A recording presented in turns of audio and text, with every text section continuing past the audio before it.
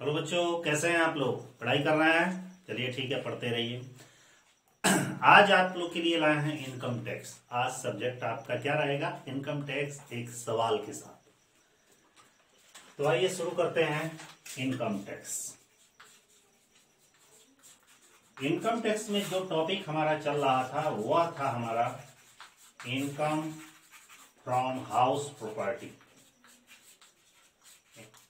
Income from house property ये चल रहा था। आज इसका मैं क्वेश्चन बताऊंगा और वो क्वेश्चन आपके बोर्ड पे लिखा हुआ है, ठीक है।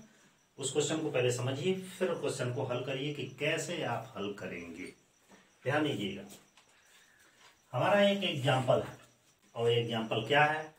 लिखा है कि निम्न सूचनाओं से, ध्यान से समझिएगा, निम्न सूचनाओं से मकान का वार्षिक मूल्य, एनुअल वैल्यू, वह मकान संपत्ति से की आय की गणना कीजिए। मतलब आपको एनुअल वैल्यू ज्ञात करना और हाउस प्रॉपर्टी इनकम भी ज्ञात करना। क्वेश्चन क्या है ये ध्यान दीजिएगा। राम एक व्यक्ति है जो एक मकान का स्वामी है, एक मकान का ओनर है, मालिक है, जिसका नगर पालिका मूल्य 30,000 है। मतलब वो टाउन में है मकान जिसका म्युनिसिपल वैल्यू कितना है? 3 लाख है। 30,000 नहीं है, सॉरी, 3 लाख। और उचित किराया, फेयर रेंट, उसका कितना है? 27,000 रुपया। और मानक किराया मैंने स्टैंडर्ड रेंट कितना है? 4 लाख रुपया। और वास्तविक किराया मतलब वास्तव में मकान कितने में उठा है? 45,000 रुपये महीना प्रति माह उठा हुआ, ठीक है। मकान 2 महीना खाली रहा, उसका मकान पूरे साल में 12 महीने होते हैं जिसमें 2 महीना किराए पर उठा नहीं था। अप्राप्त किराया मतलब अनरिलाइज रेंट, ऐसा किराया जो उसे प्राप्त नहीं हुआ, 35,000 है। लेकिन ये नियम 4 की पूरी शर्तों को पूरा करता, अर्थात कि ऐसा किराया जो उसे प्राप्त नहीं हुआ है, जिसे अनरिलाइज रेंट कहा जाता है, उस मालिक ने किराएदार से संबंधित सारी औपचारिकताओं को पूरा कर लिया। आगे कहता है नगर पालिका कर 25,000 रुपया मालिक ने और तथा 10,000 रुपये किराएदार ने चुकाया। मतलब मालिक ने म्युनिसिपल टैक्स 25,000 रुपया और किराएदार ने 10,000 रुपया किराया चुकाया, ठीक है। एक चीज और भी लिख दे रहे हैं, ऋण पर ब्याज, ये छूटा हुआ था, ऋण पर ब्याज लगभग मान लीजिए 50,000 रुपया, ये भी लिख लीजिए क्योंकि यही एक टॉपिक छूटा हुआ था। ये आपका फुल क्वेश्चन है। क्वेश्चन को ध्यान से देखिएगा। सबसे पहले यह है कि इनकम टैक्स का हाउस प्रॉपर्टी का सवाल हम कैसे लगाते हैं, लगाने का प्रोसेस क्या है। सबसे ऊपर लिखते हैं computation of house property, assessment year 2020 and 21। क्योंकि हम इस साल का क्वेश्चन लगा रहे हैं तो असेसमेंट ईयर 20 और 21 होगा। इसमें ध्यान देना योग्य बात यह है कि सबसे पहले हम रेंट को लिखते हैं। आपको पिछले वीडियो में बताए थे कि मकान हाउस प्रॉपर्टी की सवाल लगाते समय किराए के संबंध में सबसे पहले यह देख लिया जाता है कि वो मकान रेंट कंट्रोल एक्ट के अंतर्गत है या नहीं है। कैसे पहचानेंगे? या तो लिखा रहेगा और नहीं तो उसमें यदि स्टैंडर्ड रेंट दिया है तो समझिएगा रेंट कंट्रोल एक्ट के अंतर्गत है, स्टैंडर्ड रेंट नहीं दिया है तो समझिएगा रेंट कंट्रोल एक्ट के अंतर्गत नहीं, ठीक है। इस क्वेश्चन में ध्यान से देखिएगा कि यहां देखिए, हाईलाइटर से ले लें कि राम एक मकान का स्वामी है और उस मकान का नगरपालिका मूल्य 3 लाख है। एक रेंट ये हो गया। तो सबसे पहले लिखा जाएगा म्युनिसिपल वैल्यू कितना? 3 लाख, ठीक है। इसके बाद से फेयर रेंट दिया है, उचित किराया, उचित किराया कितना दिया है? 2,70,000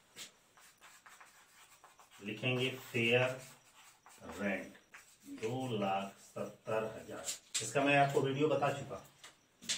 इसके बाद से लिखा है मानक किराया, मानक किराया 4 लाख।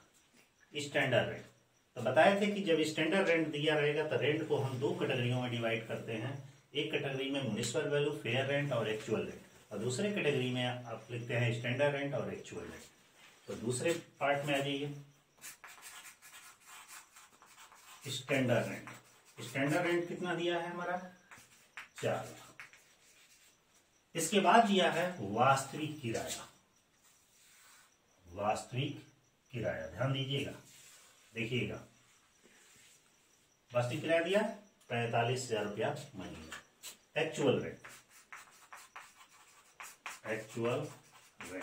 कितना है 45,000 पर मंथ। तो 12 महीने का कितना हुआ, गुणा कर लीजिए 1 2 3 0 और 12 पच्चे 60 और 12 3 36 12 चौक 48 48 और 6 5,40,000।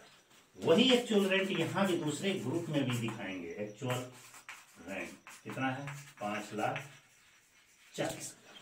कोई दिक्कत? तो रेंट को हमने 2 कैटेगरियों में डिवाइड किया। अर्थ क्यों किया? क्योंकि ये रेंट कंट्रोल एक्ट के अंतर्गत आता है, क्योंकि इसमें मानक किराया दिया गया। तो ऐसी दशा में इन पहले ग्रुप में से जो सबसे अधिक होगा, अधिक कौन सा है 5,40,000।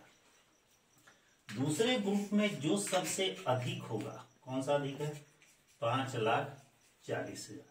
इन दोनों ग्रुपों में जो सबसे कम होगा वही हमारा ग्रॉस एनुअल वैल्यू कहलाएगा। तो दोनों बराबर ही है, तो 5,40,000। कोई दिक्कत? इसके बाद से एक चीज और प्रश्न में कह रहा है यहाँ पे कि मकान 2 महीना खाली रहा। ध्यान दीजिएगा, मकान 2 माह खाली रहा। तो यदि मकान कुछ महीना खाली रहा तो क्या कहलाता है, वैकेंट रेंट कहलाता है।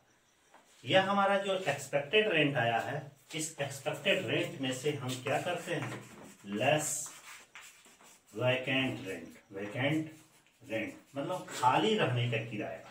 खाली कितना है, मकान 45,000 रुपया महीना है और 2 महीना खाली रहा तो 2 महीने का कितना हो जाएगा 90,000। तो 90,000 इसमें से हम क्या करेंगे, माइनस कर देंगे। माइनस करेंगे तो ये कितना आएगा 0, 14 में से 9 गया 5, 4,50,000 आएगा। ये आपका एक्चुअल ग्रॉस एनुअल वैल्यू कहलाएगा। ठीक, इसके बाद से हम क्या करते हैं, इसके बाद से एक ही चीज घटाते हैं, लेस म्युनिसिपल टैक्स, नगर पालिका कर। नगर पालिका कर के संबंध में क्या कह रहा है, एक चीज और कह रहा है, अप्राप्त किराया 35,000 रुपया। अप्राप्त किराया इतना दे रहा है। नगर पालिका कर के संबंध में कह रहा है कि 25,000 रुपये नगर पालिका कर मालिक ने चुकाया और 10,000 किराएदार ने चुकाया। जो किराएदार नगर पालिका कर किराएदार ने चुकाया है उसकी हाउस प्रॉपर्टी की गणना करते समय घटाया नहीं जाता है। केवल उन्हीं नगर पालिका कर को घटाया जाता है जो मालिक के द्वारा चुकाया गया हो।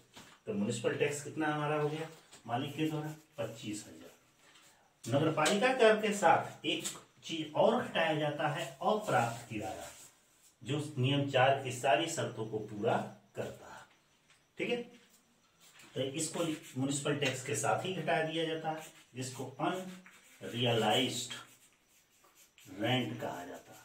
अनरियलाइज्ड रेंट हमारा कितना है 35,000 मतलब 35,000 रुपया। दोनों को जोड़ देंगे, जोड़ेंगे तो कितना आएगा 0, 5 5 हो जाएगा 10 और 3 2 5 1 6, 60,000 होगा। इसको जब घटाएंगे इसमें से 0 0 0 और एक और 0 घटा देंगे, 15 में से 6 गया 9, 3,90,000। ये हमारा कहलाएगा एनुअल वैल्यू। क्या कहलाएगा एनुअल वैल्यू मतलब वार्षिक मूल्य। अब इसके बाद से हम प्रश्न से हमारा कोई मतलब नहीं, अब डायरेक्ट इसके बाद से घटाया जाता है स्टैंडर्ड डिडक्शन। स्टैंडर्ड डिडक्शन क्या होता है, वो 30% ऑफ एनुअल वैल्यू का होता है।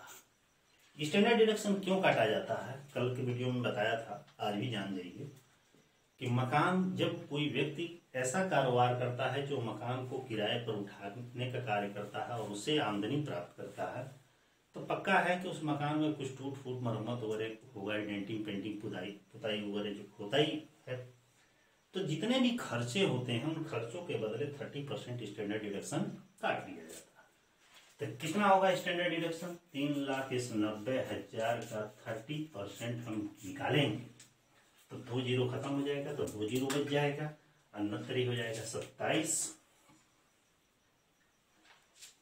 2 जीरो निकल गया तो 3 जीरो बचेगा, 3 जीरो भी बचेगा, 69 हो जाएगा 27 और 3 तरीका 9 2 11, 1,17,000, 0 0 0 3 हो जाएगा, 8 में से 1 गया 7, ये हो जाएगा 2,73,000। इसके बाद से बस एक ही चीज और घटाया जाता है जिसका नाम है इंटरेस्ट ऑन लोन। प्रश्न में यदि इंटरेस्ट ऑन लोन निकाल कर दिया गया है तब तो क्वेश्चन कठिन नहीं है, लेकिन नहीं निकाला गया है तब थोड़ा सा डिफिकल्ट है, क्योंकि इस क्वेश्चन में ऋण पर ब्याज 50,000 डायरेक्ट लिख दिया गया, तो ऋण पर ब्याज हमारा कितना है? 50,000। इसको अब इसमें से घटा देंगे तो यह आएगा हमारा 3,000, 7 में से 5 गया 2 और 2,23,000। जो ये 2,23,000 आएगा यही हमारा कहलाएगा इनकम फ्रॉम हाउस प्रॉपर्टी। ठीक है, और इस तरह ये सवाल कंप्लीट हो जाएगा। इसमें ध्यान से देखिए, सारी चीजों का मेंशन किया गया, ठीक है। बस एक ही चीज का थोड़ा सा लॉन्ग में मेंशन नहीं किया गया है, जो है इंटरेस्ट ऑन लोन। कि यदि इंटरेस्ट ऑन लोन ऐसे दिया गया है कि मकान बनवाने के लिए 1 जुलाई 1999 में ऋण लिया, मकान 2004 में बनकर पूरा हुआ और इतना ऋण लिया, इतना % ब्याज है, तो ऐसे कंडीशन में ऐसा ब्याज निकालने के लिए थोड़ा सा डिफिकल्ट है, लेकिन इतना भी डिफिकल्ट नहीं है। इसके लिए मैं कल एक एग्जांपल देकर पिछले वीडियो में मैं आपको बताया था कि इंटरेस्ट ऑन लोन कैसे ज्ञात किया जाता है। ठीक है, तो फिलहाल इतना ही। सवाल का प्रोसेस आपका ये है, ऐसे ही आपको हाउस प्रॉपर्टी का क्वेश्चन लगाया जाता है कि सबसे पहले आप क्या करिएगा कि कोई भी क्वेश्चन जब पढ़िएगा हाउस प्रॉपर्टी का, तो सारे पार्ट को अलग अलग बांट दीजिएगा कि एक्चुअल रेंट कितना है, फेयर रेंट कितना है, म्युनिसिपल वैल्यू कितना है, म्युनिसिपल टैक्स कितना है, अनरियलाइज रेंट कितना है, इंटरेस्ट ऑन लोन कितना है, सबको अलग रख लीजिए। जितना आपको फॉर्मेट में बताया गया केवल उतना ही की आवश्यकता है। इसके अतिरिक्त क्वेश्चन में जितना भी दिया रहा है सबको निगलेक्ट कर दीजिएगा, उससे आपको हाउस प्रॉपर्टी से कोई लेना देना नहीं। निगलेक्ट का मतलब है कि खर्चे ही और मेंशन किया रहेगा, उस खर्चों को हटा दीजिए, क्योंकि उसके बदले स्टैंडर्ड डिडक्शन 30% काटा जाता है। तो इसी के साथ हमारा क्वेश्चन समाप्त हो गया, आज का वीडियो समाप्त होता है। फिर अगले वीडियो में कल मिलते हैं। हमारा वीडियो कैसा लगा लाइक के माध्यम से जरूर बताएं, और जो चैनल पर नए हैं तो चैनल को एक बार सब्सक्राइब जरूर करें। ठीक है, फिर कल मिलते हैं, तब तक के लिए